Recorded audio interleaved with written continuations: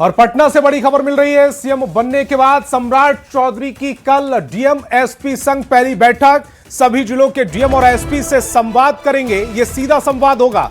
बेहतर पुलिसिंग पर खास फोकस रहेगा। एआई और एग्री भारत विस्तार पर भी चर्चा होगी। विशेष कार्यशाला का भी आयोजन किया जाएगा। डीजी ऑपरेशन समेत कई बड़े अधिकारी मौजूद रहेंगे। कृषि और विज्ञान विभाग के सचिव भी शामिल होंगे। आला अधिकारी डीएम एसपी को संबोधित करेंगे। पटना से बड़ी खबर है। सीएम से जुड़ी हुई बड़ी खबर। सीएम बनने के बाद सम्राट चौधरी की कल डीएम और एसपी संग पहली बैठक होने जा रही है। सभी जिलों के डीएम और एसपी इस बैठक में मौजूद होंगे, जिनसे मुख्यमंत्री सीधा संवाद करेंगे। बेहतर पुलिसिंग पर खास फोकस रहेगा। एआई और एग्री भारत विस्तार पर भी चर्चा होगी। विशेष कार्यशाला का आयोजन किया जाएगा। डीजी ऑपरेशन समेत कई बड़े अधिकारी मौजूद रहेंगे। कृषि और विज्ञान विभाग के सचिव भी शामिल होंगे। आला अधिकारी डीएम एसपी को संबोधित करेंगे। और एक और बड़ी खबर मिल रही है। मंत्री परिषद का विस्तार जल्द होगा। 6 मई को मंत्री परिषद का विस्तार हो सकता है। बिहार की सम्राट सरकार में मंत्रियों का कोटा 16 बीजेपी और जेडीयू के मंत्री होंगे, यानी कि बीजेपी और जेडीयू का कोटा 16 मंत्रियों का होगा। एलजेपी रामविलास को कैबिनेट में 4 सीट का कोटा, आरएलएम हम का एक सीट का कोटा हो सकता है। न्यूज 18 के पास संभावित लिस्ट मौजूद है।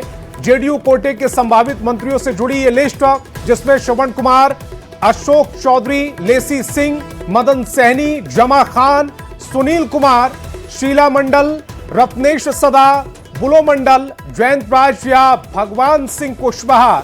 इसके अलावा 3 से 4 मंत्री और बन सकते हैं, जिसे लेकर चर्चा तेज है, जिसमें निशांत कुमार के कुछ नजदीकी युवा विधायकों को मौका मिल सकता है।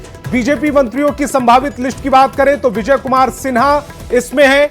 विजय कुमार सिन्हा जो पहले डिप्टी सीएम थे, उनका नाम है। मंगल पांडे को रिपीट कर सकते हैं। और अगर मंगल पांडे के अलावा बात करें तो रामकृपाल यादव का भी नाम इस लिस्ट में है। दिलीप जायसवाल का भी नाम इस लिस्ट में बताया जा रहा है। इसके अलावा श्रेयसी सिंह इस लिस्ट में हो सकती हैं।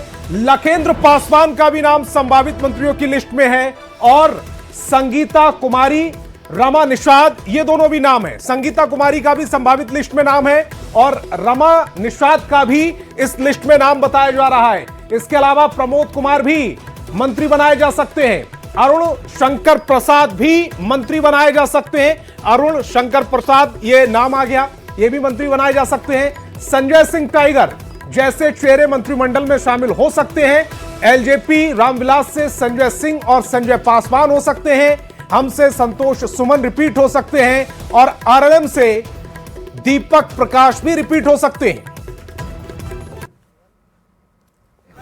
सब पता चल जाएगा कैसा चेहरा होगा, कौन होंगे, वो सब तय हो रहा है। और जैसे ही तय होगा आपको जरूर सूचना दी जाएगी। आप प्रायोरिटी पर आप लोगों को सूचना दी जाएगी। परिस्थितियां बदली है सर, अब बीजेपी के मुख्यमंत्री तो जेडीयू में भी कुछ समीकरण देखा जाएगा, जाति समीकरण या फिर जो क्षेत्रीयता या फिर ये सब चीजें, सारी चीजें नीतीश कुमार जी को तय करना है। जेडीयू के बारे में उनको फैसला लेना है। और नीतीश कुमार जी जो कोई फैसला लेते हैं तो राज्य के हित में लेते हैं, समाज के हित में लेते हैं। बिहार की तरक्की के लिए, अमन के लिए, शांति के लिए, प्रेम के लिए, भाईचारा के लिए फैसला लेते हैं। सर निशांत का भी असर दिखेगा मंत्रिमंडल विस्तार में? अब तो आगे क्या होता है आगे बताएंगे आपको। भारतीय जनता पार्टी में कार्यकर्ता ही और सर्वोपरि है, हमारी विचारधारा सर्वोपरि है। और निश्चित रूप से भारतीय जनता पार्टी जब भी किसी को मंत्री बनाती है, आपने देखा पूर्व में भी लिस्ट, हमारे पार्टी के कार्यकर्ता जो विधायक या विधान परिषद चुन के आते उनको बनाया गया है। पीछे भी आप देख लीजिए सूची जो भी, इसके पहले भी जो हम लोगों ने बनाया मंत्रिमंडल, उसके पहले भी हम लोगों ने मंत्रिमंडल बनाया। लगातार उसमें कार्यकर्ताओं को प्रमुखता दी जाती है।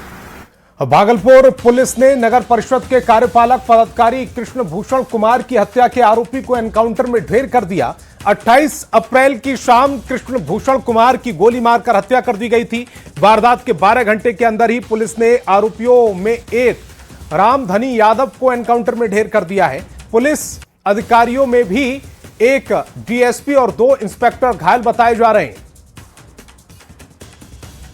तो भागलपुर की वारदात पर सीएम ने पोस्ट भी किया। नगर कार्यपालक पदाधिकारी की हत्या हुई थी और सीएम सम्राट ने इस पर शोक जताया। परिवार को 25 लाख रुपए मुआवजे का ऐलान किया। राजकीय सम्मान के साथ अंतिम संस्कार का भी उन्होंने इसमें जिक्र किया है। पोस्ट इस समय आपकी टेलीविजन स्क्रीन पर सीएम सम्राट ने ये पोस्ट किया। उनके परिवार को 25 लाख रुपए की आर्थिक सहायता प्रदान करने तथा दिवंगत अधिकारी के दाह संस्कार को राजकीय सम्मान के साथ संपन्न कराने का उन्होंने आदेश दिया।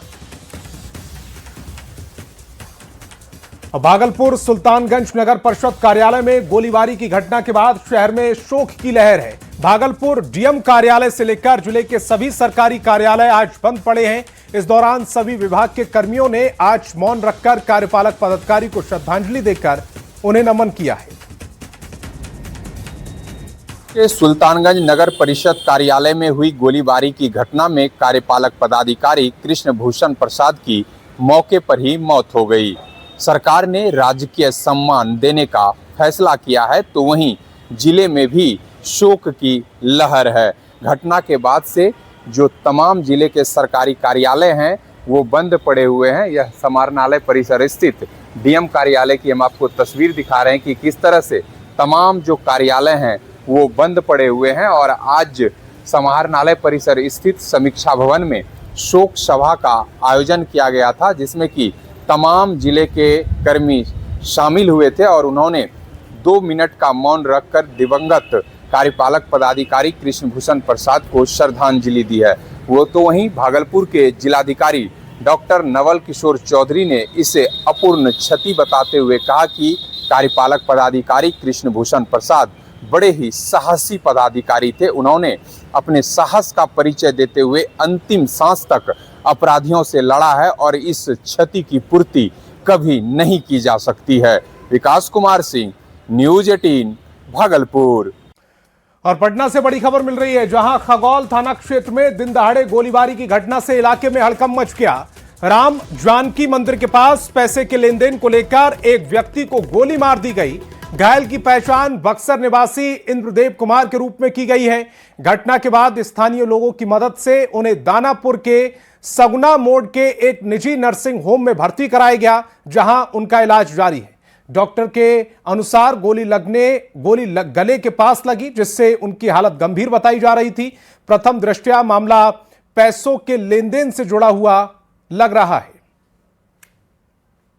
थाना अंतर्गत एक अज्ञात अपराध कर्मी द्वारा इंद्रदेव प्रसाद, जो कि बक्सर के रहने वाला है, उनके ऊपर फायरिंग कर दी गई। ये घटना हुई है राम जानकी मंदिर के पास में। जो जख्मी हैं उनके गर्दन पर गोली लगी है और उनको हॉस्पिटल में ट्रीटमेंट के लिए पुलिस द्वारा भेज दिया गया है। प्रथम दृष्टया ये घटना का कारण इन दोनों के बीच में कोई आपसी विवाद है, पहले का कुछ पैसे का लेन देन है, उसके कारण ये घटना का अंजाम दिया गया है। इसमें एक SIT की टीम गठन की गई है और इसमें जो अज्ञात अपराध कर्मी है उसको आइडेंटिफाई करने की कोशिश की जा रही है और उसमें लगातार टेक्निकल और ह्यूमन इंटेलिजेंस से उसके खिलाफ कार्रवाई करने की। और पटना से बड़ी खबर मिल रही, 5 साल की नाबालिग से रेप से जुड़ी ये खबर। स्कूल से पढ़कर ये बच्ची लौट रही थी। पुलिस ने आरोपी युवक को गिरफ्तार किया है। मां की शिकायत पर आरोपी गिरफ्तार किया गया। बच्ची को मेडिकल के लिए अस्पताल में भर्ती कराया गया है। पालीगंज अनुमंडल क्षेत्र की ये पूरी घटना, 5 साल की नाबालिग जिसके साथ हुई रेप की घटना को अंजाम दिया गया। स्कूल से पढ़कर लौटते समय बच्ची के साथ रेप किया गया। पुलिस ने आरोपी युवक को गिरफ्तार किया है। मां की शिकायत पर आरोपी गिरफ्तार कर लिया गया। बच्ची को मेडिकल के लिए अस्पताल में भर्ती कराया गया है। पालीगंज अनुमंडल क्षेत्र की यह घटना है। शेखपुरा साइबर थाना पुलिस को एक बड़ी सफलता मिली है। बरबीघा थाना क्षेत्र में कार्रवाई कर 3 साइबर अपराधियों को गिरफ्तार कर जेल भेज दिया गया। तीनों साइबर अपराधी व्हाट्सएप हैक कर ठगी करते थे। गिरफ्तार साइबर अपराधी के पास 11 मोबाइल, 15 ATM समेत कई उपकरण बरामद किए गए। बिजली मीटर में सुधार करने के नाम पर बदमाश ठगी करते थे। खबर पटना से, जहां सोशल मीडिया पर देसी कट्टा लहराकर दहशत फैलाने वाले एक युवक को मनेर पुलिस ने गिरफ्तार कर लिया है। आरोपी की पहचान इस्लामगंज के रहने वाले कुंदन कुमार के रूप में की गई। आरोपी के घर से पुलिस को एक देसी कट्टा और 5 कारतूस मिले हैं। पुलिस ने आर्म्स एक्ट के तहत मामला दर्ज कर लिया है। वीडियो में दिख रहे दूसरे युवक की पहचान की जा रही है और उनकी गिरफ्तारी के लिए छापेमारी जारी है। के दौरान पाया गया कि एक युवक द्वारा देसी कट्टा लहराते हुए एक शादी में पार्टी में नाचने का वीडियो उसका वायरल हो रहा है। उसके साथ अन्य लोग भी हैं। मामले के सत्यापन के लिए एक टीम बनाई गई थी और उस अभियुक्त की पहचान कुंदन कुमार शनौ विश्वनाथ सैनी के रूप में हुई है। ये इस्लामगंज थाना मनेर का रहने वाला है और इसके घर जब तलाशी ली गई तो एक कट्टा 5 कारतूस बरामद हुए हैं। अब पुलिस मुख्यालय के निर्देश पर चलाए जा रहे ऑपरेशन मुस्कान के तहत हाजीपुर पुलिस ने बड़ी कार्रवाई की। पुलिस ने 202 मोबाइल बरामद किए हैं और मोबाइल उनके असली धारक को सौंपे गए। वहीं चोरी या गुम हुए मोबाइल वापस पाकर धारकों के चेहरे पर खुशी लौटाई। वहीं एसपी विक्रम सिहाग ने बताया कि इस साल जनवरी महीने में 200, फरवरी में 164, मार्च में 165 और अप्रैल में 202 मोबाइल फोन बरामद कर लौटाए गए। और इसी पहल के तहत इस वर्ष जो है लगभग 731 मोबाइल जो है इनके वास्तविक धारकों को सौंपे जा चुके हैं। और जो पिछले 4 महीने का जो आंकड़ा हम लोग आपको बताएं तो जनवरी के अंदर 200 मोबाइल, फरवरी के अंदर 164, मार्च के अंदर 165 और अप्रैल के अंदर आज जो है 202 मोबाइल हम लोग वितरित करने जा रहे हैं। और अब देश विदेश की खबरों पर नजर डालते हैं। बात करते हैं देश के 5 राज्यों में हुए विधानसभा चुनाव की। तो 5 राज्यों का महासंग्राम, महीनों का शोर शराबा, आरोप प्रत्यारोप का दौर और लंबी लाइनों में खड़े करोड़ों मतदाता। अब बस कुछ देर में ईवीएम में ये सब कुछ कैद हो चुका है। लेकिन नतीजों से पहले, सबसे पहले और सबसे सटीक विश्लेषण के साथ हम तैयार हैं। आज हम डिकोड करेंगे कि आखिर पश्चिम बंगाल के बंपर मतदान के मायने क्या हैं। क्या ममता का किला सलामत रहेगा या बीजेपी का सोनार बांग्ला का सपना सच होगा। असम की घाटी में किसका सियासी जादू चल रहा है। क्या तमिलनाडु की जनता ने स्टालिन के काम पर मुहर लगाई या वहां कोई नया राजनीतिक तूफान उठ रहा है। केरल से लेकर पुडुचेरी तक हर बूथ, हर जिले और हर समीकरण का पूरा विश्लेषण सटीक और विश्वसनीय, सब कुछ ही पलों में आपके सामने होगा। जनता के मन की बात, वोटों का गणित और सीटों का सबसे सटीक अनुमान। कहीं जाइएगा मत, क्योंकि 5 राज्यों के चुनावी विश्लेषण का सिर्फ न्यूज 18 बिहार झारखंड पर आप देखिएगा थोड़ी देर में। बांग्लादेशी मुसलमान मुझे देख के उनका वोटर लिस्ट से नाम चला गया ना, इसलिए थोड़ा बांग्लादेश का जो मुसलमान का स्लोगन है जय बांग्ला कर रहा था। मैं काफी 15 मिनट तो अलाउ किया, बोलने दीजिए कैमरा में। इसमें तो मेरा 10,000 वोट बढ़ गया ना। हिंदू जाग चुका है, सब हिंदू तांता लगा रहा है, बोले हमारी हिंदू भाई के ऊपर अत्याचार कर रहा है मुसलमान लोग। हम लोग को पहले वोट दे देना चाहिए हिंदू भाई को, मेरा तो फायदा ही हुआ। और उसका बाद जब सेक्टर ऑफिसर आया, आरओ आया, सबको मैं फोन करके ऑब्जेक्शन किया। वो लोग जब आया तब मैं उनको, वहाँ एक नाला है, नाला के अंदर घुसा के आया। आईएनएस के जो वॉरशिप है और जो रफेल है वो डिप्लॉय करना बाकी है। आप वो भी कर दो। जो चीज आपको बांग्लादेश और पाकिस्तान के खिलाफ करना चाहिए वो आप बंगाल के लोगों के खिलाफ कर रहे हो। तो 5 राज्यों में विधानसभा चुनाव हो चुके हैं। 5 राज्यों का महासंग्राम, महीनों का शोर शराबा, आरोप प्रत्यारोप का दौर और लंबी लाइनों में खड़े लोगों का मतदान अब बस कुछ ईवीएम में कैद हो चुका है। लेकिन नतीजों से पहले, सबसे पहले और सबसे सटीक विश्लेषण के साथ हम तैयार हैं। आज हम डिकोड करेंगे कि आखिर पश्चिम बंगाल के बंपर मतदान के मायने क्या हैं। क्या ममता का किला सलामत रहेगा या बीजेपी का सोनार बांग्ला का सपना सच होगा। असम की घाटी में किसका सियासी जादू चला है। क्या तमिलनाडु की जनता ने स्टालिन के काम पर मुहर लगाई है या वहां कोई नया राजनीतिक तूफान उठ खड़ा हुआ है। केरल से लेकर पुडुचेरी तक हर बूथ, हर जिले और हर समीकरण का पूरा विश्लेषण सटीक और विश्वसनीय बस कुछ ही पलों में आपके सामने होगा। जनता के मन की बात, वोटों का गणित और सीटों का सबसे सटीक अनुमान। कहीं मत जाइए, क्योंकि 5 राज्यों के चुनावी भविष्य का विश्लेषण सिर्फ न्यूज 18 पर बस थोड़ी देर में। तो वाराणसी में प्रधानमंत्री मोदी ने रोड शो किया। BLW से काशी विश्वनाथ मंदिर तक प्रधानमंत्री मोदी ने 14 किलोमीटर लंबा रोड शो किया। जगह जगह बीजेपी नेता और वाराणसी के लोगों ने प्रधानमंत्री मोदी का स्वागत किया। कुछ तस्वीरें इस समय आपकी टेलीविजन स्क्रीन पर है। प्रधानमंत्री को देखने के लिए हजारों की संख्या इन तस्वीरों में नजर आ रही होगी। काशी की सड़कें पटी पड़ी थी लोगों से। रोड शो के दौरान महिलाएं, बच्चे और काशी के लोग अपने सांसद की एक झलक पाने के लिए बेताब दिखे, उत्सुक दिखे। लोगों के हाथों में गुलाब की पंखुड़ियां और कुछ पोस्टर भी नजर आए। काशी के लोग अपने अंदाज में प्रधानमंत्री मोदी का स्वागत करते दिखे। कई जगह कार्यकर्ता झूमते नजर आए।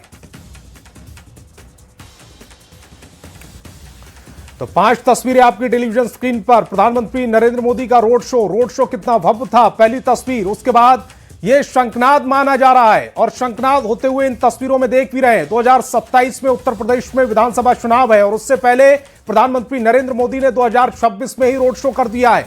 ढोल डमरू भी बजते हुए तीसरी तस्वीर में आप देख पा रहे होंगे। चौथी तस्वीर जहां डांस है, उत्साह है, उमंग है अपने सांसद को देखने की और भव्य स्वागत की 5वीं तस्वीर भी देखिए। हरदोई में प्रधानमंत्री मोदी ने गंगा एक्सप्रेसवे का उद्घाटन किया। गंगा एक्सप्रेसवे से मेरठ से प्रयागराज तक का सफर 6 से 7 घंटे में पूरा होगा। 594 किलोमीटर लंबा एक्सप्रेसवे 12 जिलों से होकर गुजरेगा। 36,230 करोड़ रुपए की लागत वाला यह 6 लेन एक्सप्रेसवे मेरठ से प्रयागराज को जोड़ेगा। कार्यक्रम के दौरान सीएम योगी, यूपी के राज्यपाल, यूपी बीजेपी के अध्यक्ष पंकज चौधरी समेत यूपी सरकार के मंत्री और बीजेपी के बड़े नेता मौजूद रहे। गंगा एक्सप्रेसवे यूपी का सबसे लंबा एक्सप्रेसवे है। इस पावन भूमि पर मां गंगा की गोद में यहाँ गंगा एक्सप्रेसवे के उद्घाटन लोकार्पण के कार्यक्रम में देवियों सज्जनों, ये देश का गौरव माननीय प्रधान। और गाजियाबाद के इंदिरापुरम इलाके की एक निजी सोसाइटी में भीषण आग लगने से अफरा तफरी मच गई। आग सोसाइटी के 9वें, 10वें और 11वें फ्लोर पर फैल गई, जिसके बाद मौके पर दमकल की विभाग की कई गाड़ियां पहुंची और आग बुझाने की कोशिशें करने लगी। फ्लैट्स में फंसे लोगों को सुरक्षित बाहर निकालने के लिए रेस्क्यू ऑपरेशन लगातार जारी रहा। घटना के बाद इलाके में दहशत का माहौल है। फिलहाल आग लगने के कारणों का पता नहीं चल पाया। तस्वीरें आपकी टेलीविजन स्क्रीन पर। 9वें, 10वें फ्लोर पर यानी कि 9वें, 10वें तल्ले पर यह आग लगी। आग कितनी विकराल थी, धुएं का गुब्बार इस बात का अंदाजा लगा रहा है। 3 तस्वीरों में इस पूरे हादसे को समझिए। पहली तस्वीर में दमकल की गाड़ियां पहुंची, आग बुझाने की कोशिशें की गई। आग कितनी विकराल थी और यह कितने बड़े क्षेत्र को अपनी चपेट में ले सकती थी, दूसरी तस्वीर से अंदाजा लगाया जा सकता है। तीसरी तस्वीर उसी तीसरे एंगल से हम आपको दिखा रहे हैं। लोगों का रेस्क्यू किया गया और अब लोगों को बाहर सुरक्षित निकाल लिया गया।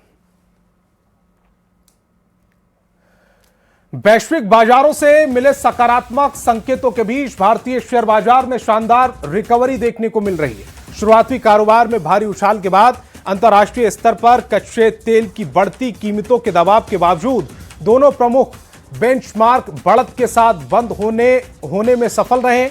बाजार बंद होने पर सेंसेक्स 609 अंक या 0.79% बढ़कर 77,496 पर और निफ्टी 182 अंक या 0.76% बढ़कर 24,178 पर बंद हुई है।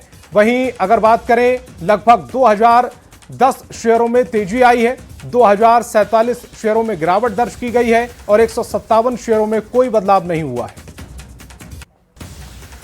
बुधवार 29 अप्रैल को भारत में सोने चांदी की कीमतों में लगातार उठापटक देखने को मिल रही है। मल्टी कमोडिटी एक्सचेंज पर चांदी की कीमत 0.49% तेजी के साथ 2,43,949 रुपए प्रति किलोग्राम हो गई है, जबकि सोने की कीमत 1,51,985 रुपए प्रति 10 ग्राम हो गई। बात खेल की। आईपीएल 2026 के 41वें मुकाबले में हाई वोल्टेज टक्कर देखने को मिल सकती है, क्योंकि 5 बार की चैंपियन मुंबई इंडियंस का सामना 2016 की विजेता सनराइजर्स हैदराबाद से होगा। यह मुकाबला मुंबई के प्रतिष्ठित वानखेड़े स्टेडियम में खेला जाएगा, जहां दोनों टीमें अपनी अपनी लय साबित करने के इरादे से उतरेंगी। मुंबई इंडियंस के लिए सीजन अब तक काफी मुश्किल भरा रहा है। हार्दिक पांड्या की कप्तानी में टीम ने 7 मैचों में सिर्फ 2 में जीत दर्ज की है और पॉइंट्स टेबल में 9वें स्थान पर है। अगर दोनों टीमों की आमने सामने की टक्कर की बात करें, आंकड़ों की बात करें, तो मुंबई इंडियंस का पलड़ा भारी नजर आ रहा है। दोनों टीमों ने अभी तक 25 मुकाबले खेले हैं, जिसमें मुंबई ने 15 तो हैदराबाद ने 10 मैच जीते हैं।